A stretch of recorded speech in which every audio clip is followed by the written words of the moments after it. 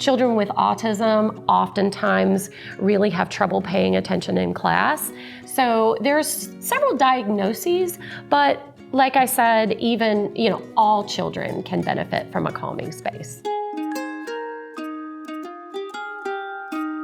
Hey everyone, and welcome back to the Sensory Channel. I'm your host Chris, and this week I'm here with Donna Schulman, an occupational therapist, and we're talking about calming spaces in classrooms. Now they call them calming spaces, or chill zones, or Zen dens. So why are these spaces important to have in a classroom? Yeah, so it's important for teachers to consider having a calming space in their classroom. It can really help those children who maybe have some aggression, or the child in the class that's real fidgety. So it's just a good idea to consider having a space for them to go and prevent some of those meltdowns.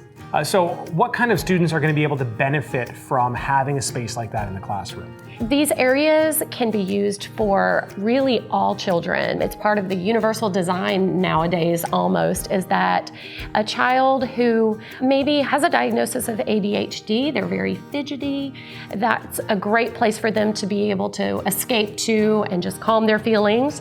Children with autism oftentimes really have trouble paying attention in class.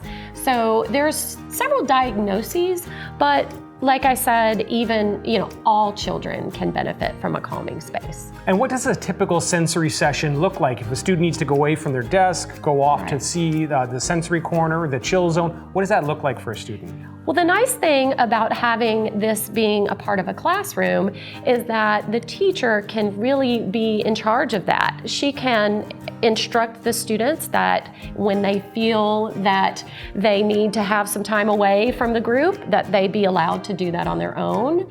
But the teacher can also look for the signs of when a child may be about to have a meltdown, and she can direct them over into that area. So teachers are always having trouble with finding space to fit everything into a classroom. So for a teacher that maybe doesn't have a defined space, what are some other options that they might have to be able to get some sensory into their classroom? Right. Well, the nice thing is nowadays there are so many tools available. There are very large sensory balls and tunnels that can be used that obviously take up a lot of space, but there are also small items such as the weighted stuffed animals, the weighted blankets, even the headphones. They're easily stored, and so you don't need to have a large area in the classroom. You can have it as large or as small as you want it. Fantastic. So there you have it, a calming space in your classroom. Donna says it's a good idea. So thank you so much for watching this episode of the Sensory Channel. We'll see you next time.